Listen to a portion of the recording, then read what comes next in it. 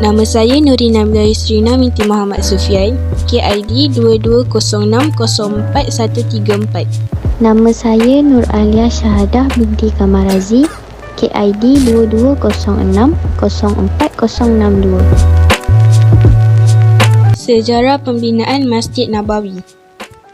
Masjid Nabawi merupakan masjid kedua paling suci mengikut kepercayaan umat Islam. Masjid ini asalnya dibina sendiri oleh Rasulullah. Kedudukannya di tengah-tengah bandar Madinah. Masjid Nabawi juga berperanan sebagai sumber cahaya dan keindahan Islam. Tanah tapak masjid ini berasal daripada tempat mengering tamar kepunyaan dua orang anak yatim. Masjid ini dibina pada tahun pertama Hijrah iaitu 622 Masihi, iaitu pada hari kedua setibanya Rasulullah di kota Madinah. Seterusnya, peranan masjid yang dilakukan oleh Rasulullah SAW di Madinah. Masjid sebagai tempat beribadah. Sejak dari zaman Rasulullah SAW dan sehingga kini, masjid berfungsi sebagai tempat melaksanakan ibadah. Umat Muslim pergi ke masjid untuk melaksanakan solat berjemaah, solat sunat dan membaca Al-Quran. Yang kedua, tempat pertemuan. Rasulullah SAW biasanya bertemu dengan para sahabat di masjid. Rasulullah juga menjadikan masjid sebagai tempat mengumumkan hal-hal yang penting berkaitan hidup masyarakat Muslim. Antara peranan masjid yang lain ialah sebagai tempat bermesyuarat. Pada zaman Rasulullah, masjid juga digunakan sebagai tempat bermesyuarat, baik dalam membincangkan suatu program ataupun menjawab soalan-soalan para sahabat. Tempat perlindungan. Pada zaman Rasulullah, Rasul dan para sahabatnya sering memberikan perlindungan atau jaminan keselamatan bagi seseorang apabila dia masuk ke dalam masjid. Masjid juga berperanan sebagai tempat kegiatan sosial. Rasulullah SAW dan para sahabatnya menjadikan masjid sebagai tempat kegiatan sosial. Contohnya, mengumpulkan zakat, infak dan sedekah melalui masjid, lalu menyalurkannya kepada para sahabat yang memerlukan. Peranan masjid yang seterusnya adalah tempat untuk mengubati orang yang sakit. Ketika zaman perang dahulu, pasukan yang cedera akan mendapatkan rawatan dan ubat-ubatan di dalam kawasan masjid. Masjid digunakan sebagai tempat latihan dan mengatur strategi perang.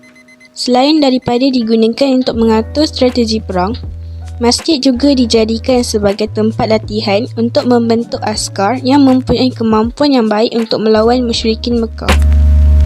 Akhir sekali ialah masjid berperanan sebagai tempat untuk berdakwah. Masjid digunakan untuk mengajarkan ilmu yang telah diperolehi daripada Allah berupa wahyu. Masjid berfungsi sebagai madrasah bagi kaum muslimin untuk memperolehi ilmu pengetahuan. Transformasi masjid yang perlu dilakukan bagi membentuk sebuah masyarakat Islam yang mapan dan hebat. Transformasi yang pertama adalah kepimpinan masjid perlu diwakili sekurang-kurangnya seorang yang berkelayakan dan mempunyai idea-idea bernas yang boleh dipraktikkan oleh semua. Kedua, menubuhkan biro pengimarahan masjid untuk melaksanakan aktiviti pengimarahan masjid.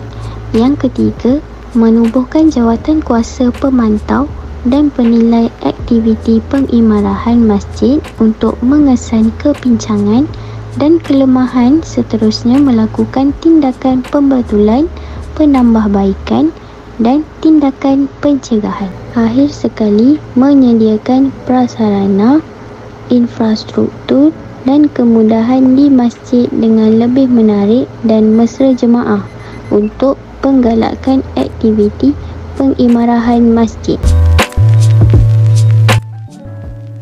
memperbanyakkan aktiviti pengimarahan masjid dan lebih berfokus agar berlaku peningkatan jemaah sekaligus memeriahkan masjid, memberi sokongan dan bekerjasama dengan pihak berkepentingan untuk sebarang aktiviti pengimarahan masjid, mempelbagaikan aktiviti pengimarahan masjid untuk menarik minat para remaja, belia dan golongan muda agar mendekati masjid, menjalinkan hubungan dan jaringan dengan agensi-agensi kerajaan dan NGO untuk sebarang aktiviti pengimarahan masjid, sama ada dari sudut pengimarahan ataupun penajaan dan penganjuran bersama.